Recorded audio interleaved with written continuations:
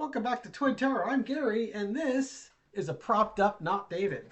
Hey, Happy New Year, or almost New Year. I'm recording this at 1 in the afternoon on Wednesday, December 31st. Woohoo! Last recording of the year.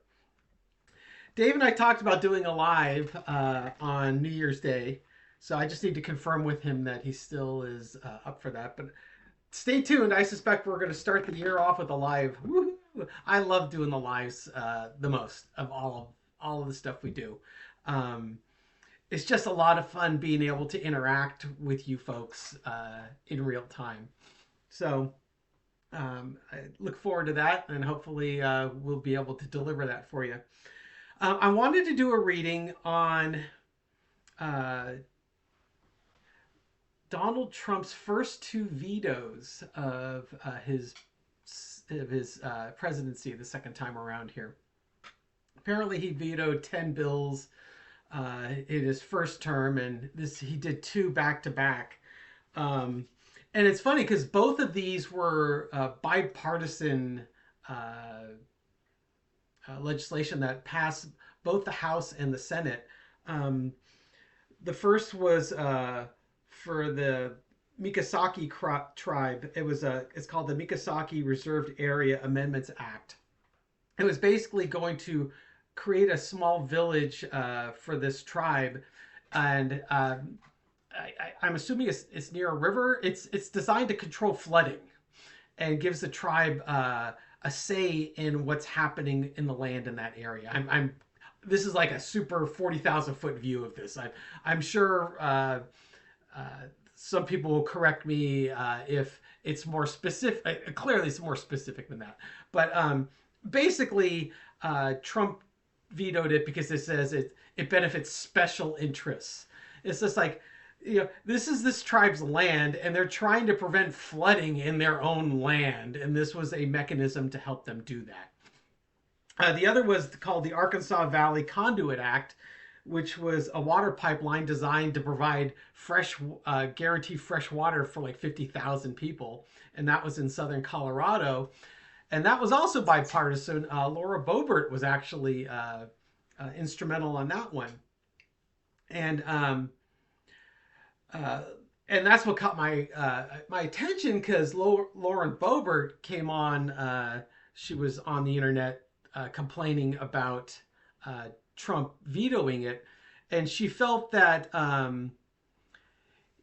it was retaliatory because she voted to release the Epstein files. She wouldn't knuckle under on the Epstein files, and she felt that it was retribution for her stand on that. She linked it to quote unquote political retribution over her stand on the Jeffrey Epstein files. Her quote was, "President Trump decided to veto a completely non-controversial bipartisan bill that passed both the House and Senate unanimously. Why?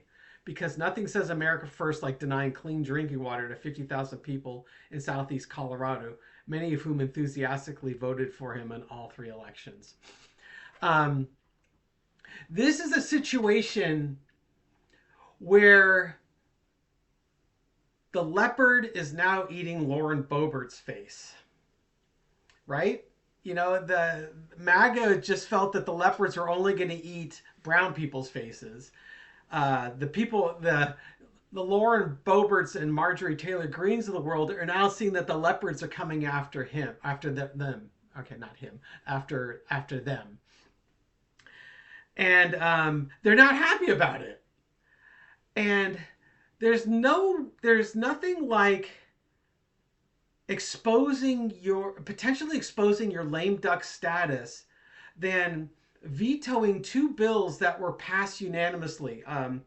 The Mikasaki tribe, I believe, was a voice vote in the Senate, and the Arkansas Valley Conduit Act was like a consent vote.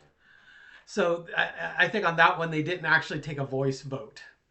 But in order to override it, it's going to take 2/3 of the House and 2/3 of the Senate to override it. And they may have the votes to do it. And there's Trump may have actually exposed his lame duck status by vetoing these because he was after political retribution. And that's what I want to read on. Because right now, the leopard is starting to eat MAGA's representative spaces and the MAGA folks that elected them. But will the leopards ultimately come to eat Trump's face because he can't control his actions, and he's so focused on retribution and revenge that he may have just completely shot down the rest of the remainder of his presidency before at the beginning of 2026. He'll have 11 months of lame duck status, and then we've got the November vote.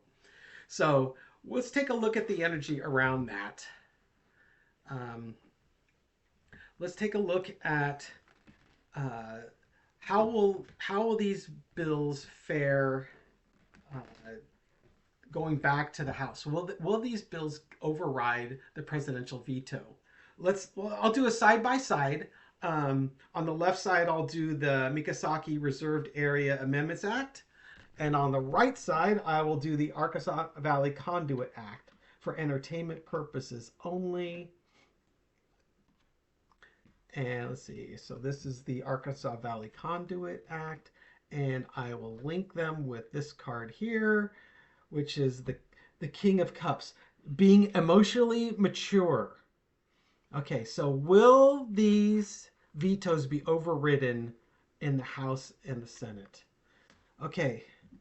The foundation of the reading for the Misaki Reserved Area Amendments Act. Let's turn them over, because the emperor could be one of two things. It could be Trump getting his way. It could also be, hey, you know what? This tribe should have some authority over their land, and if it gets flooded or not. You got Two of Wands, decisions, actions to take that affect your future. The Knight of Pentacles, sitting back and assessing what's going on. And then the Lover's card, deep-seated relationships. In this case, I'm reading this as so will this be over? Will they override it? Okay. And I guess it depends. So who would override it? It would be Congress. Okay, so Congress they're looking at, you've got the foundation as the emperor. That in this case, my gut feeling on this is the tribe. They're looking out for the tribe's best interest. They should have authority over their own land. These are actions, that we have taken. Both parties, both the House and the Senate, have taken actions to move this thing forward because they're looking to the future.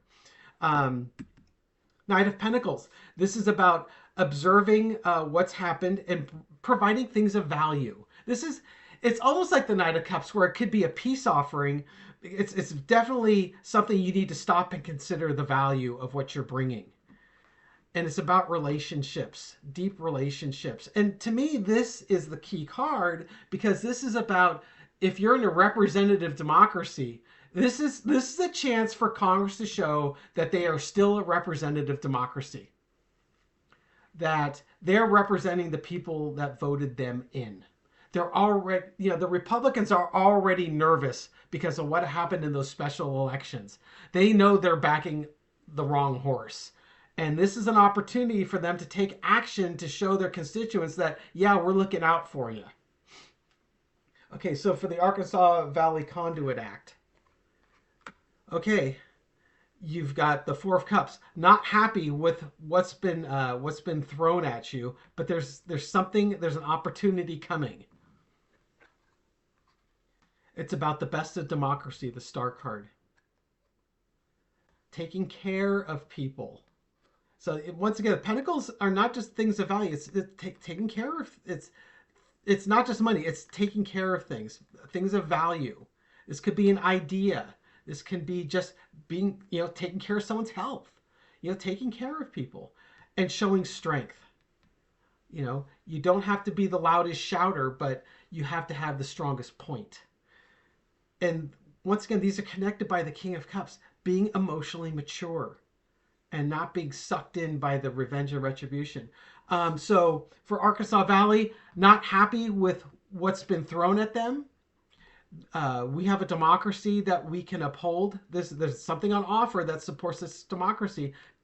If we show strength and we show that we care, we can be the mature adults in the room.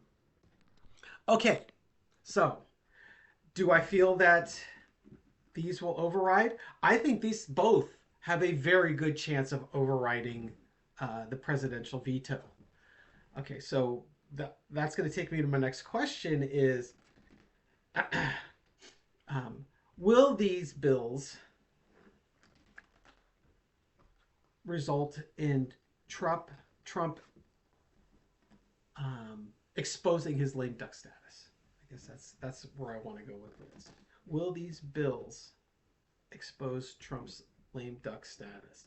I'm not asking if they get overridden or not. David, I've got him on super pillows and he's still kind of hidden, but will this expose Trump's lame duck status? Entertainment purposes only, in case I didn't say that earlier, which I probably didn't. Okay. Gary the analyst has spoken. Gary the analyst thinks that, yeah, this is going to expose his lame duck.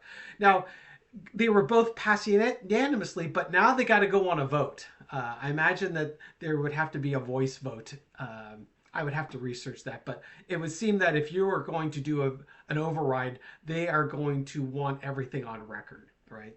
So will these two bills expose Trump's lame duck status? Wheel of Fortune, it remains to be seen. Future, oops, you can't see it. There you go. Wheel of Fortune, the future remains to be seen. The challenge is the Five of Wands, the chaos that can ensue or is happening right now. People, there is a scramble now in Congress as to how deeply are they committed to these bills versus supporting dear leader. This would be a real test of Mike Johnson too, quite frankly. The energy underneath it is the Ace of Swords. The sword of truth is out there.